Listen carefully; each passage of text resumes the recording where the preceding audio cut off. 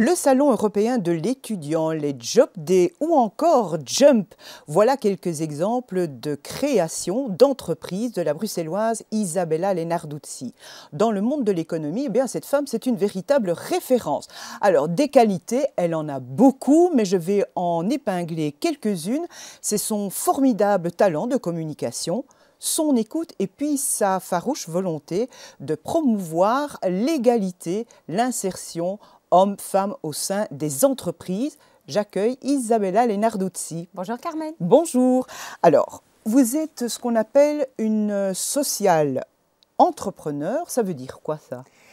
Ça veut dire que moi j'entreprends pas pour gagner des sous, mais pour faire la différence dans la société. Tout ce que je vais entreprendre, c'est vraiment pour rendre service à la société, pour rendre ce monde un petit peu meilleur.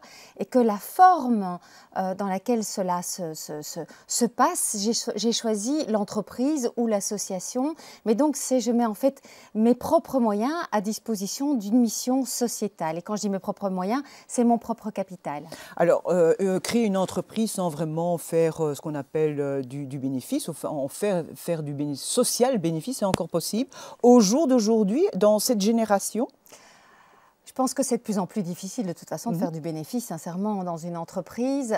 Et je pense que moi, mon moteur, c'est vraiment d'avoir de l'impact. Je ne calcule pas mon succès au chiffre d'affaires ou à la marge, je calcule la réussite de ce que j'entreprends à l'impact que ça a sur la société. Quand j'arrive à changer la vie de plusieurs hommes et de plusieurs femmes, c'est vraiment quelque chose qui m'apporte tellement plus de reconnaissance que si je pouvais m'acheter une nouvelle voiture. Et ça a toujours été comme ça dans ma vie. Et en fait, moi, j'ai commencé dans les années 80. J'étais considérée par le monde associatif comme une capitaliste parce que j'étais extrêmement ambitieuse et que ce que je voulais réaliser totalement mes projets. C'est-à-dire que si jamais le gouvernement, alors que je demandais 100, ne me donnait que 50, je disais tant pis, je vais aller chercher les 50 qui me manquent ailleurs, dans les entreprises, dans les fondations, auprès des clients eux-mêmes, etc., etc.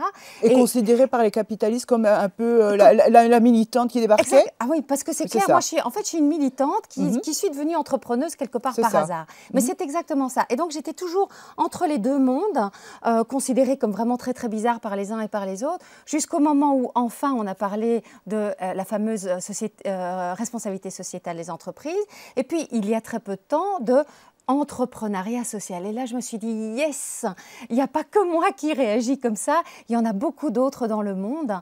Et depuis un an, je suis reconnue par Ashoka, qui est le plus grand réseau des entrepreneurs sociaux au monde.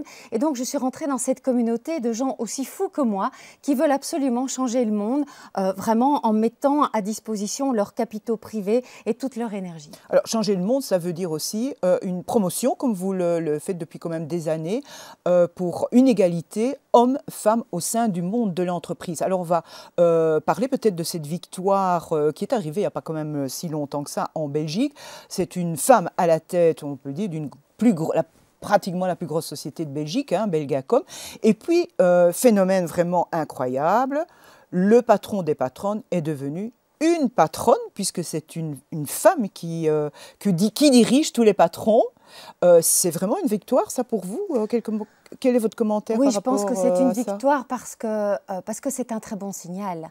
Attention, ça ne suffit pas, parce que ce sont quelques exemples qui malheureusement n'est pas suivi par un grand nombre de femmes qui seraient valorisées davantage dans les entreprises. Mais en tout cas, alors d'abord, c'est très important pour les femmes elles-mêmes, parce que ce sont deux modèles de vie personnelle et professionnelle qui sont arrivés à un équilibre. Ce sont des femmes qui ont une famille et qui ont toujours travaillé, toujours mis en avant leur réussite professionnelle, leur ambition professionnelle. Et ça, je pense que c'est très important de pouvoir montrer à toutes les femmes que c'est possible.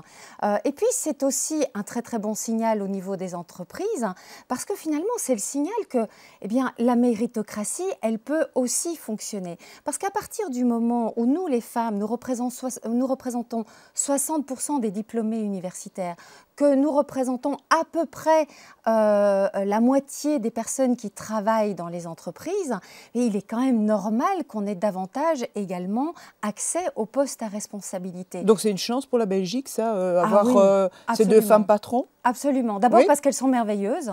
Oui, oui, mais ça c'est un peu un parti pris, elles sont merveilleuses. Non, elles sont vraiment... Ouais. Non, parce que je pense que pour qu'une femme arrive à ce niveau-là, quelque part, c'est un peu le mouton à 5 pattes. On demande aux femmes d'être absolument sans faille, absolument extraordinaires, pour qu'elle ait la légitimité de pouvoir occuper ce poste-là. On demande beaucoup plus à une femme qu'à un homme. Oui, et ça, c'est vraiment un stéréotype. On ne part, nous, en tant que femmes, jamais avec la légitimité, OK, elle a le CV qu'il faut, c'est évident qu'elle va réussir. Non, c'est pas parce qu'on a le bon CV, c'est pas parce qu'on a le bon profil. Il faut toujours qu'on fasse preuve de notre valeur, de nos résultats, etc., pour acquérir cette légitimité-là. Et donc, elles sont vraiment, je veux dire, voilà. Mais c'est des cas un peu exceptionnels, ces 2 femmes-là? Alors, c'est trop exceptionnel. Oui, c'est trop exceptionnel. Oui. Moi, j'aimerais bien qu'il y ait quelque part autant de femmes incapables que d'hommes qui occupent des places des places de pouvoir, des places de responsabilité, parce que ça voudrait dire que, voilà, qu'on est moins victime de certains stéréotypes et d'un certain type de discrimination. Il faut bien se rendre compte que de plus en plus, les femmes, maintenant, elles sont conscientes de ce qu'elles représentent pour les entreprises. Donc, vous savez, on parle tout le temps du plafond de verre. Mais en fait, la réalité, ce n'est pas tellement un plafond de verre. C'est un tuyau percé. C'est-à-dire qu'en fait, on perd des femmes à tous les niveaux de l'entreprise. Elles arrivent aussi nombreuses quasiment que les hommes en début de carrière. Et puis, au fur et à mesure que la carrière augmente, on les perd. On les perd soit parce qu'elles restent à un niveau inférieur, soit parce qu'elles diminuent leur temps de travail, soit parce qu'elles s'en vont, parce qu'elles ne sont pas suffisamment valorisées dans les entreprises. Ce que maintenant les femmes demandent, c'est qu'elles soient reconnues sans devoir nécessairement mettre le costume d'un type de leadership habituel qu'on appelle masculin. Attention, quand je dis ça, il y a plein d'hommes qui ne se reconnaissent pas nécessairement non plus dans un style de leadership avec un gros ego, voilà, qui se vend tout le temps, qui est très autoritaire, etc., etc. Mais les femmes, pendant tout un temps, elles ont dû quelque part se conformer à ce type de leadership-là pour qu'on reconnaisse leurs valeurs. Et ça, la plupart des femmes n'ont pas envie de se transformer comme ça. Et donc maintenant, ce qu'elles font, c'est qu'elles demandent aux entreprises de pouvoir rester authentiques et d'être reconnues véritablement pour leur qualité et pour leurs résultats. C'est pour ça, par exemple, que Jump, donc que j'ai lancé pour l'égalité professionnelle, a la couleur rose. Pas du tout parce que je veux que tout le monde aime le rose, mais parce que je dis le rose peut aussi être une couleur business. Ça veut dire juste ouvrir les champs possibles de leadership. Alors, la promotion de la femme, tout faire pour qu'elle soit l'égale de l'homme au sein du monde économique.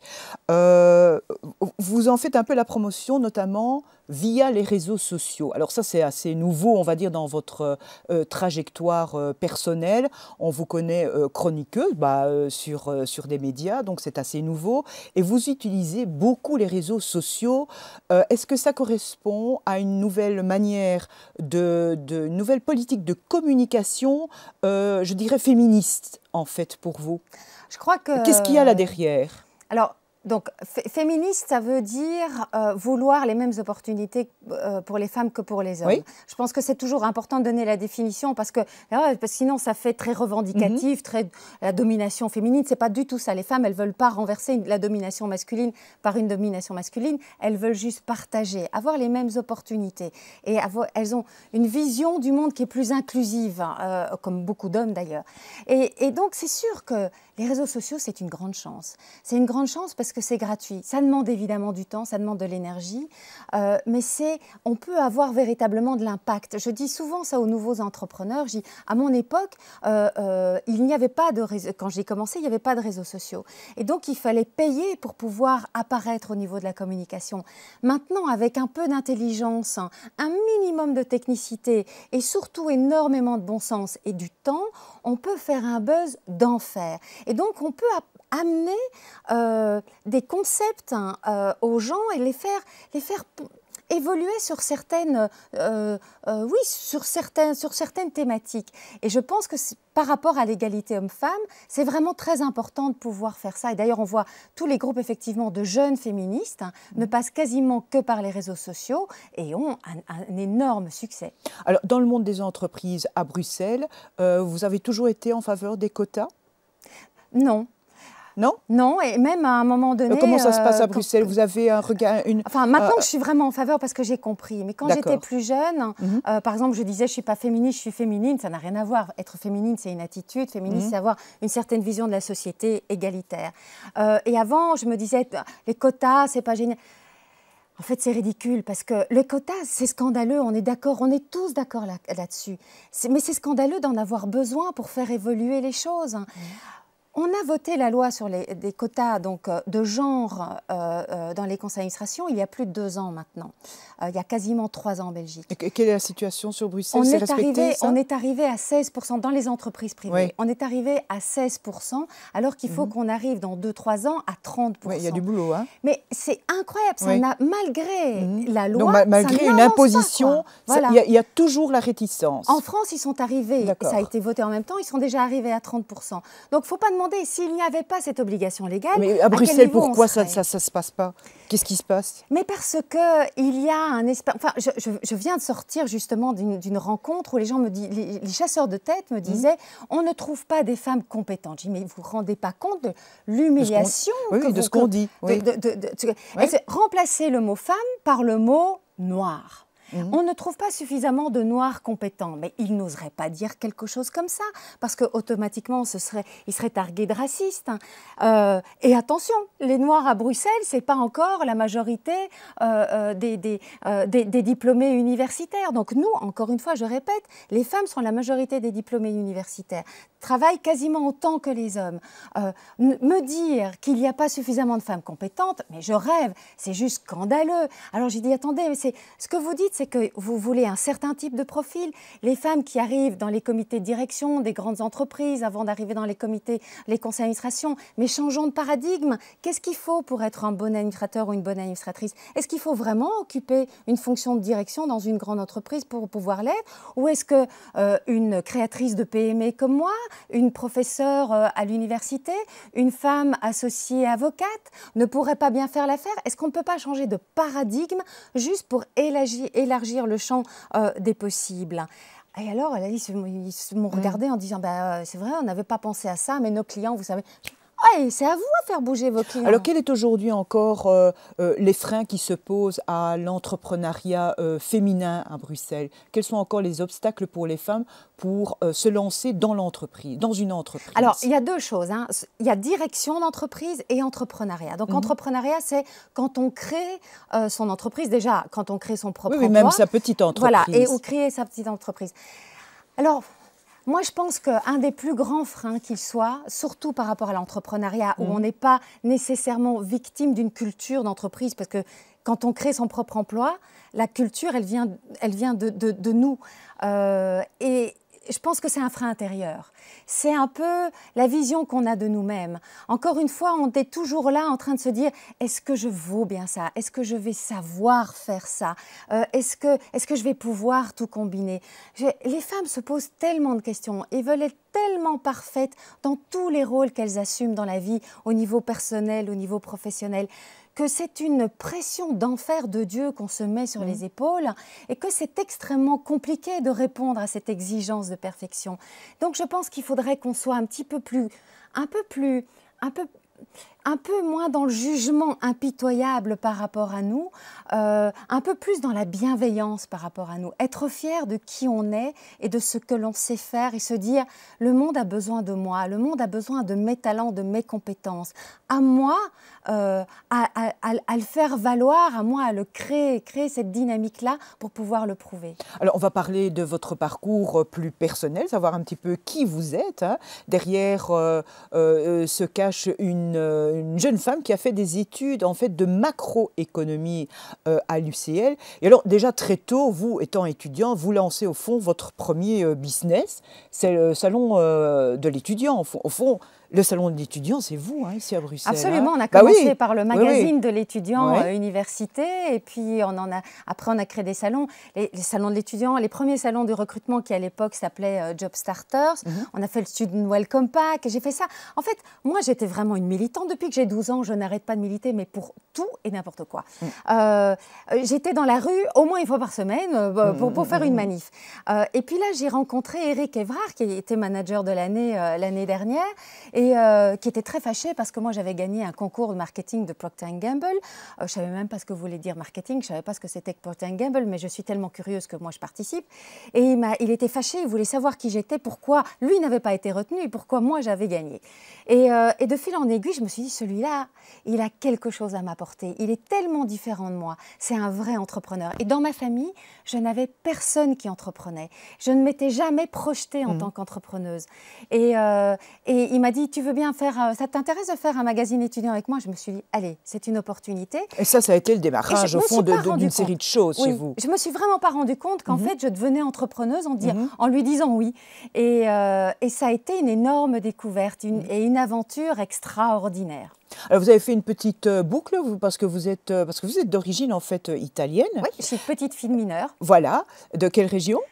Du nord-est, le Friouli, entre l'Autriche et la Slovénie. Et vous êtes partie en fait à Naples. Ben oui, oui, mais vous êtes restée là quand même quelques années. Je suis tombée amoureuse d'un Napolitain. Voilà. Donc l'amour vous a amené en Italie, vous a ramené en Italie. Et là, en fait, vous avez décroché en fait un job de directrice, mais pour un musée. Oui, parce qu'en fait, là, j'ai recommencé une autre société. Ouais. Je faisais de la formation, de la consultance. J'ai fait une expo sur l'euro, parce que moi, je suis une fan d'Europe. Ouais. Mon papa est quand même le créateur d'Erasmus. Ouais, donc, mais qu'est-ce que c'était compliqué d'être entrepreneuse dans le sud de l'Italie. Il y a quand même la Camorra qui imprègne tout le tissu économique. Et à un moment donné, il y a le ministre de l'Éducation qui m'a demandé de faire une cité des métiers dans la Cité des Sciences. Et la Cité des Sciences avait vraiment envie de travailler avec moi, et donc j'ai accepté. Et donc effectivement, j'ai travaillé pendant quelques années pour eux. C'était magnifique. Et malheureusement, il y a maintenant une grosse année, la Camorra, encore elle, a tout fait flamber. Donc il n'y a plus rien. Donc c'est vraiment un endroit du monde qui est extrêmement compliqué à vivre. C'est une raison pour laquelle... En fait, on peut le dire, je me suis enfouie. Mais oui, mais vous êtes revenue à Bruxelles. Hein, et je suis revenue dans mon berceau, ma ville. Oui, exactement. Et alors là, on va dire que vous avez quelque part, moi je dirais que c'est quand même un coup de génie que vous avez eu, parce que depuis lors, on en parle toujours, c'est devenu une référence. Vous créez les fameux Jobs Day. Parce que je ne me rendais pas compte, en revenant à Bruxelles, qu'il y avait 20% de chômage. Je me dis, mais 20% de chômage dans une ville comme Bruxelles. Et alors... comme j'ai la chance de fréquenter aussi bien le milieu des entrepreneurs, des dirigeants d'entreprise et plein d'autres milieux qui sont en recherche plutôt d'emploi, je me rendais compte qu'il y avait une inadéquation et que ceux qui avaient des emplois à pourvoir râlaient parce qu'ils ne trouvaient pas le bon personnel et ceux qui cherchaient du boulot râlaient parce qu'on ne leur répondait même pas, ils n'avaient même pas l'occasion d'avoir une interview. Et je me suis dit, là, il y a quelque chose à faire. Et comme j'avais créé les Job Starters dans tout début des années 90, je me suis dit, on va faire quelque chose qui ne soit pas un salon, qui soit vraiment une rencontre entre celui qui a la compétence, le pouvoir de recruter et la personne qui cherche du boulot. Mais on va le faire à la Maison des entreprises chez Bessie. Et donc, c'est comme ça qu'on a commencé. Et c'était surtout pour valoriser aussi les boulots dans les PME. Parce que ce qui est incroyable, c'est qu'ici, à Bruxelles aussi, la plupart des gens qui cherchent un emploi cherchent dans les grandes boîtes. Parce que c'est elles qui ont une marque d'employeur assez forte.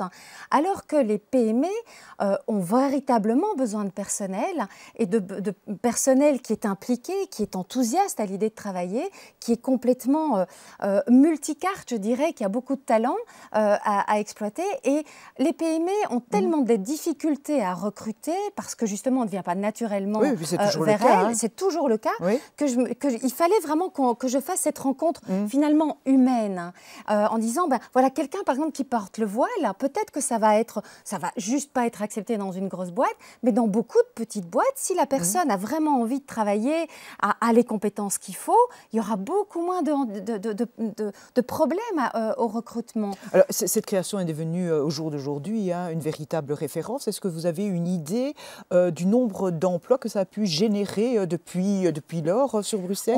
On a mis à l'emploi plus de 6 000 personnes dans les 5 premières années. Je n'y suis plus maintenant. C'est bien ou moi, je trouve que c'est formidable, parce que au-delà des gens qui ont pu trouver un emploi parce qu'ils ont rencontré l'entreprise lors de l'événement, il y avait une jeune fille issue de l'immigration marocaine que je voyais régulièrement, puisqu'on en faisait quasiment un par mois. La 4e fois, je dis, mais attends, je t'ai vue là les 3 dernières fois, c'est incroyable, tu viens tout le temps. Elle me dit, mais écoutez, je me prépare comme si je devais me préparer pour les 20 km de Bruxelles. Ça ne se fait pas du jour au lendemain. Avoir un emploi, c'est la même chose. Au fur et à mesure que je rencontre des employeurs, je comprends mieux qui je suis et comment je dois faire pour avoir l'emploi. Et je suis certaine qu'à un moment donné, je vais le décrocher, cet emploi. Et rien que ça, c'est absolument merveilleux. Alors, vous êtes titulaire, lauréate de nombreux prix. Alors, on va les citer, quelques-uns. Femme entrepreneuse européenne, femme d'exception, carrément, femme de l'année. Alors, le dernier que j'ai trouvé, c'est vous figurez parmi la liste des 10 femmes de conviction qui font du bien. Ça, c'est super. Hein. Oui, c'est super, mais ça veut dire quoi, ça? C'est formidable. C'est avec Hillary Clinton, avec Sheryl Sandberg. Rien que ça? Waouh. Non, mais ça vous rapporte quoi d'avoir tous ces prix? À part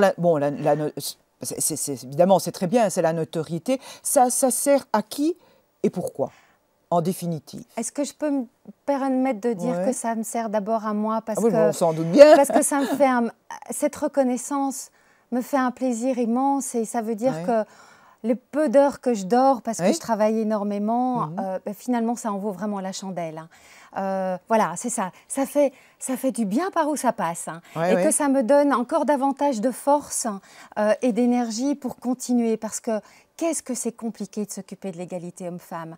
On a beaucoup de vents contraires. Parce que finalement, on touche quelque chose qui est très intime, c'est cette identité d'homme et cette identité de femme qu'on est en train de bouleverser depuis pas très très très longtemps, et il y a encore énormément de réticences. Et donc vouloir l'égalité, vouloir tous les possibles, aussi bien pour les hommes, que les hommes arrêtent de travailler, diminuent leur temps de travail, que les femmes fassent carrière, c'est-à-dire changent les rôles traditionnels, simplement quand ils le désirent, quand ça correspond à leur personnalité.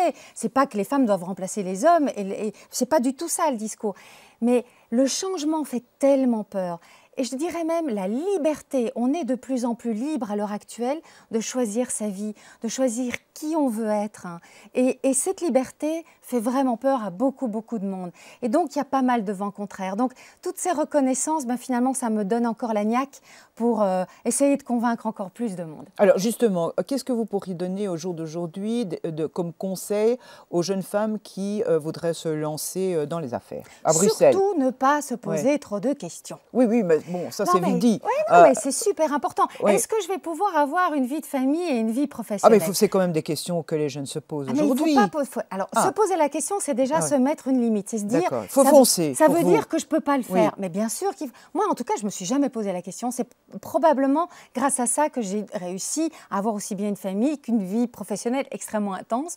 Parce que finalement, c'est chaque chose en son temps, et que de toute façon, quoi qu'il arrive demain, on y fera face demain. Le problème pour les femmes, c'est que souvent, elles se coupent leurs ailes. Elles vont se dire, je suis bonne en sciences, mais comme je suis bonne en langue, je vais faire les langues parce que si je deviens ingénieur un jour, ma représentation du métier d'ingénieur, c'est que ce n'est pas compatible avec une vie de famille. Et puis, je ne vais pas travailler dans une petite boîte, mais plutôt dans une grosse boîte, plutôt dans le secteur public plutôt que dans le secteur privé, parce que comme ça, quand j'aurai l'homme avec qui je ferai des enfants, il faudra que...